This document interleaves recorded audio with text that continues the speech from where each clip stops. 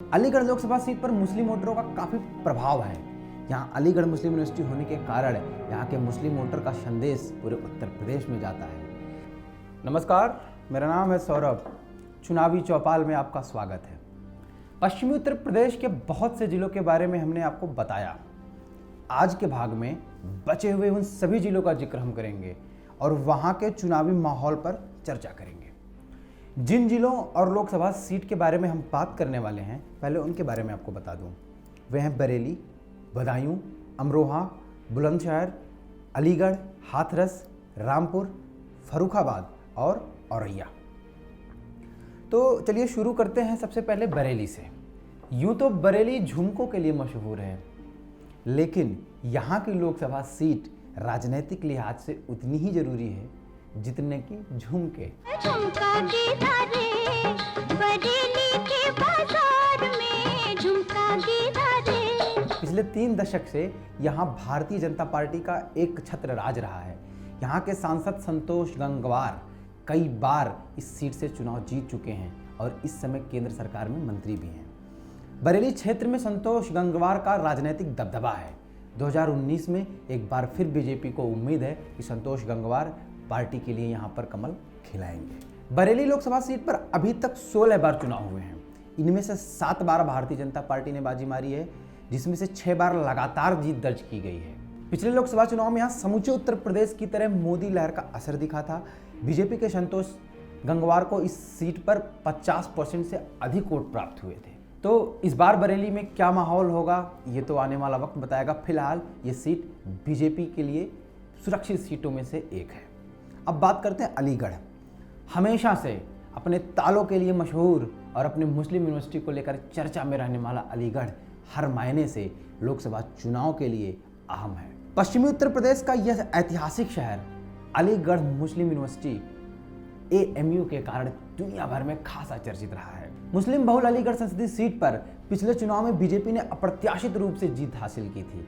Aligarh Lok Sabha seat बचाने की चुनौती बीजेपी के सामने है। हालांकि इस बार चुनाव में सपा बसपा का गठबंधन हो चुका है। बीजेपी के उम्मीदवार और निवर्तमान सांसद सतीश कुमार गौतम को बहुजन समाज पार्टी और सपा के संयुक्त उम्मीदवार डॉक्टर अजीत बालियान, कांग्रेस के विजेंद्र सिंह चौधरी, आम आदमी पार्टी के सतीश चंद्र शर्मा और प्रगतिशील समाजवादी पार्टी के दीपक चौधरी से चुनौती का सामना करना पड़ेगा।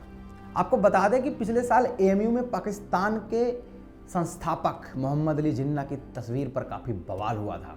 स्थानीय सांसद सतीश गौतम ने जिन्ना की तस्वीर पर आपत्ति जताई थी, जिसके बाद उत्तर प्रदेश के मुख्यमंत्री योगी आदित्यनाथ ने तस्वीर हटाने का आदेश दिया था।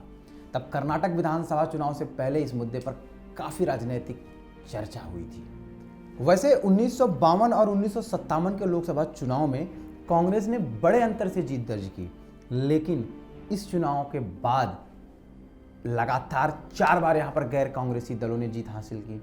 1967 और 1971 में भारतीय क्रांति दल के अलावा 1977 और 1980 में जनता दल ने जीत हासिल की थी। 90 के दशक में देश भर में राम लहर के दौर में बीजेपी की यहाँ एंट्री होती है और 1991, 1996, 1998 और फिर 1999 में बीजेपी की शीला गौतम ने लगातार जीत दर्ज की। लेकिन 2004 के चुनाव में कांग्रेस और 2009 के चुनाव में बसपा ने यहाँ बाजी मारी। हालांकि 2014 के लोकसभा चुनाव में मोदी लहर के दम पर बीजेपी के लिए सतीश गौतम ने बड़ी जीत दर्ज की थी। अलीगढ़ लोकसभा सीट पर मुस्लिम वोटरों का काफ़ी प्रभाव है। यहाँ अलीगढ़ मुस्लिम यूनिवर्सिटी होने के कारण यहाँ के मुस्लिम वोटर का संदेश पूरे उत्तर प्रदेश में जाता है। 2014 के चुनाव में बीजेपी के सतीश गौतम ने एक तरफा जीत दर्ज की थी। बहरहाल अलीगढ़ का वोटर इस बार क्या गुल खिलाने वाला है, ये भी आने वाला वक्त बताएगा। ये विश्लेषण सिर्फ इतना था कि अलीगढ़ अभी भी पेचीदा सीटों में से एक है। अब बात करते हैं बदायूं की। पश्चिमी उत्तर प्रदेश का बदायूं लोकसभा क्षेत्र समाजवादी पार्टी का गढ़ रहा है। पिछले 6 लोकसभा चुनाव से समाजवादी पार्टी इस सीट पर जीतते आई है। मुलायम सिंह यादव के भतीजे धर्मेंद्र यादव अभी यहाँ से मौजूदा सांसद हैं। वह लगातार 2 बार यहाँ से लोकसभा जीत चुके हैं और 2014 के लोकसभा चुनाव में मोदी लहर होने के बावजूद समाजवादी पार्टी यहाँ बड़े अंतर से जीती। ऐसे में अब समाजवादी पार्टी और बहुजन समाज पार्टी के गठबंधन के बाद भी भारतीय जनता पार्टी की जीत यहाँ से होती कम से कम आसान नहीं दिख रही। बदायूं लोकसभा सीट पर शुरुआती दिनों में कांग्रेस का दबदबा रहा है, लेकिन पिछले 2 दशकों से इस पर समाजवादी पार्टी का एक छत्र राज है। अब बात करते हैं अमरोहा की। जॉन एलिया जैसे दिग्गज साहित्यकार की जन्मभूमि है अमरोहा। पश्चिमी उत्तर प्रदेश की इस लोकसभा सीट पर सभी की नजरें हैं। मुस्लिम बहुल इस सीट पर पिछले चुनाव में सभी को चौंकाते हुए बीजेपी को बड़ी और शानदार जीत मिली थी। यहाँ से इस सीट पर मुस्लिम समाज के अलावा जाटों का भी पूरा वर्चस्व है। ऐसे में अमरोहा की सीट इस बार किसके खाते में जाएगी, ये देखना काफी दिलचस्प होगा। अब बात करते हैं बुलंदशहर की। पश्चिमी उत्तर प्रदेश के बुलंदशहर में इस बार लोकसभा चुनाव बेहद खास होने वाला है, क्योंकि कुछ महीने पहले गौ हत्या के शक में हुई हिंसा के बाद यह क्षेत्र पूरे देश में चर्चा का विषय बन गया था। देश में लोकसभा चुनाव का प्रचार जोरों पर है, तो बुलंदशहर भी इसमें पीछे नहीं है और लोगों की नज़र भी इस संसदीय क्षेत्र पर टिकी हुई है, क्योंकि इसे भारतीय जनता पार्टी का गढ़ कहा जाता है। बुलंदशहर संसदीय सीट से फिलहाल बीजेपी के भोला सिंह सांसद हैं। पिछले चुनाव में उन्होंने यहाँ से प्रचंड जीत हासिल की। 2014 लोकसभा चुनाव में उत्तर प्रदेश में मोदी लहर दिखा, जिस कारण बीजेपी का जादू था। बुलंदशहर में भी बीजेपी के भोला सिंह को प्रचंड जीत मिली थी। इस बार बुलंदशहर में क्या होगा, ये भी देखना काफ़ी दिलचस्प होगा। अब बात करते हैं एक और सीट हाथरस की।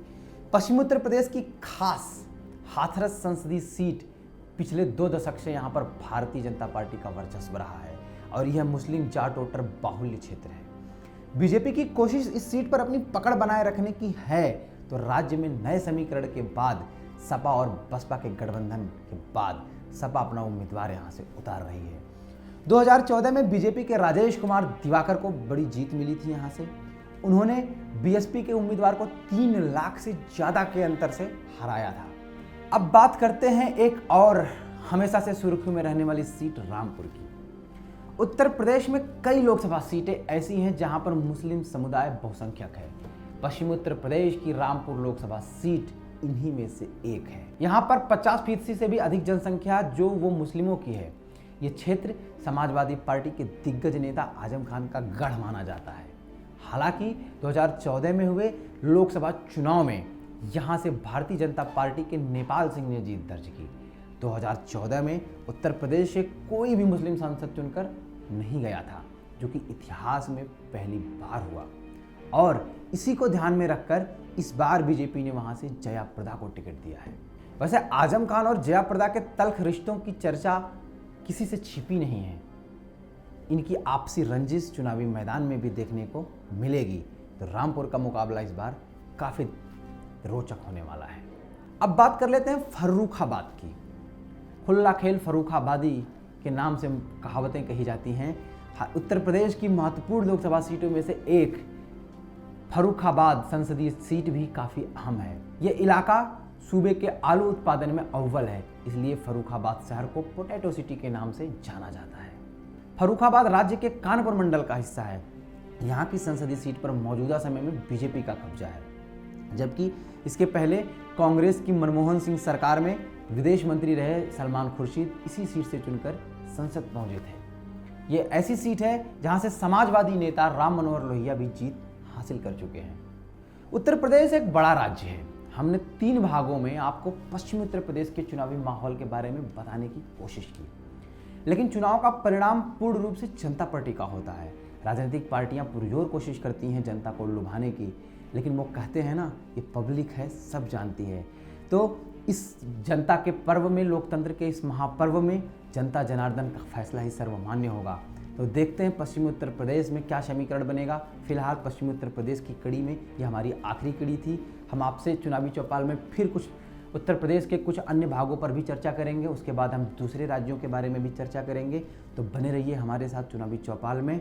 और हमारी ये रिपोर्ट आपको कैसी लगती है, इसके बारे में भी आप अपने सुझाव, अपने कमेंट्स हमें दे सकते हैं। उनका हमें इंतज़ार रहेगा। तो अगले चुनावी चौपाल तक हमें इजाज़त दीजिए। नमस्कार।